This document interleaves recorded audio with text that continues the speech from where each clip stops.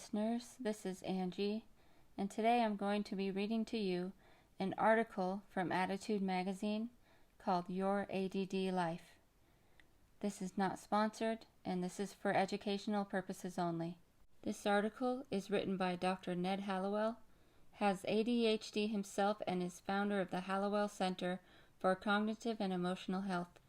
Dr. Hallowell's latest book is ADHD 2.0, New Science and Essential Strategies for Thriving with Distraction from Childhood Through Adulthood, by Edward M. Hallowell, MD, and John G. Rady, MD. Your ADD Life. 60% of people with ADHD have a coexisting psychiatric condition.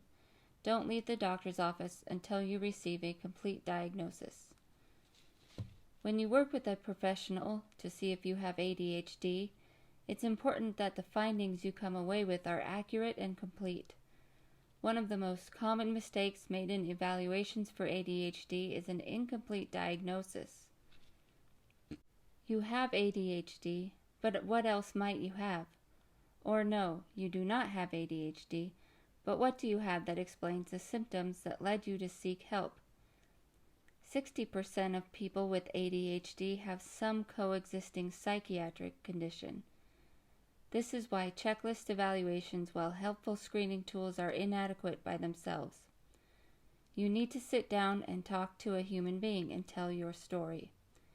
In medical parlance, this is called sharing your history, and your history is the most revealing and useful test in all of medicine.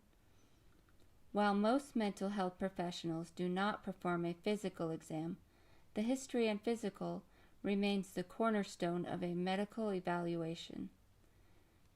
Be sure to ask if you might have any of the following conditions often seen with ADHD. Number 1, learning differences. 30 to 50% of people with ADHD have a learning difference. These include most of the diseases, and they spell that DYS-EASES. Dyslexia. The most common of the diseases. I have dyslexia myself. A simple definition of dyslexia is that you are slow to learn to read and spell your native language. Like ADHD, which I also have, dyslexia is a mixed bag. For example, I majored in English in college and now make my living with words, even though to this day I am a painfully slow reader. Dyscalculia, or trouble learning math, sometimes called math dyslexia. A person with dyscalculia has trouble with math facts, with counting, with computation, and with word problems. But just as the dyslexic individual may turn out to be gifted with words, so the child with dyscalculia may turn out to be a gifted mathematician.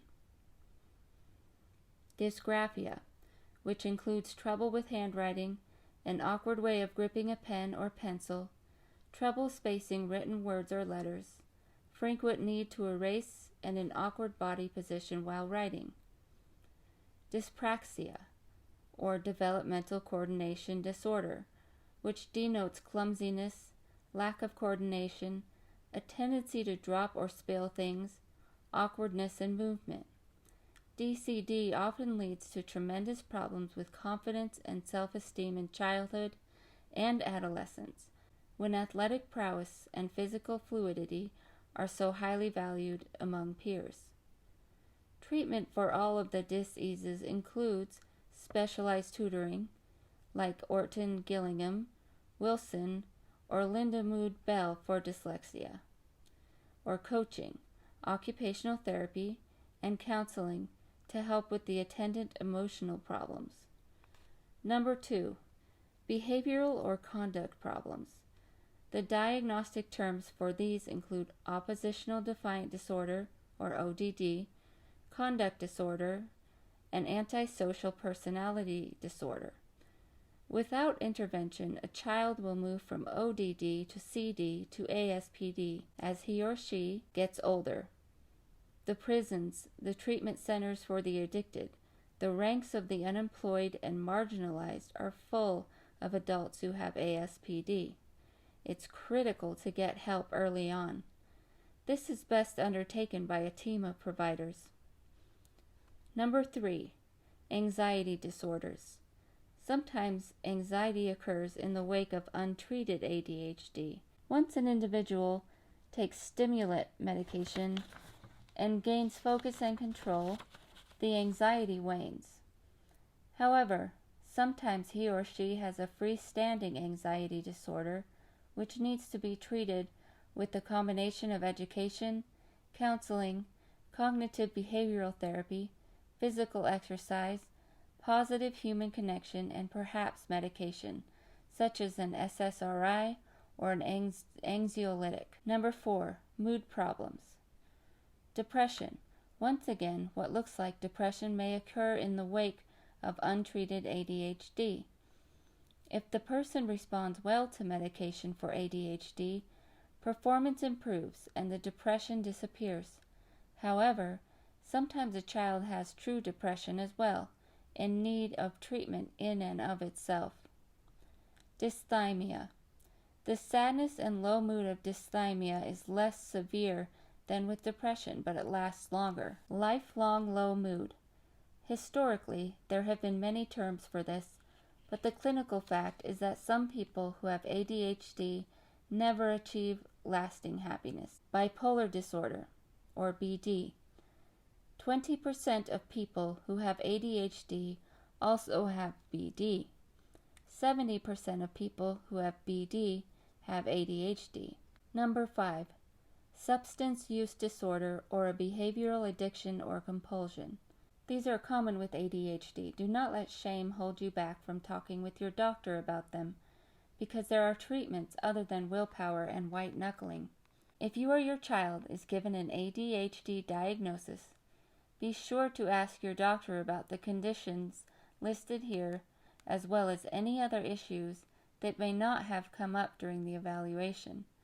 To get the best results, to experience the total life remake this diagnosis can trigger, you need to treat the entire self. Don't worry about bothering your doctor with these questions. The only stupid question is the one you don't ask. Good doctors welcome and respect these questions and are glad to provide more information and knowledgeable reassurance. Don't leave the office until you've gotten all the answers. That way, you can maximize the benefit of the diagnosis, the complete diagnosis. And once again, I'd like to reiterate that no copyright is intended. And once again, I'd like to reiterate that no copyright infringement is intended, and this is for educational purposes only. Thank you for listening. Until next time.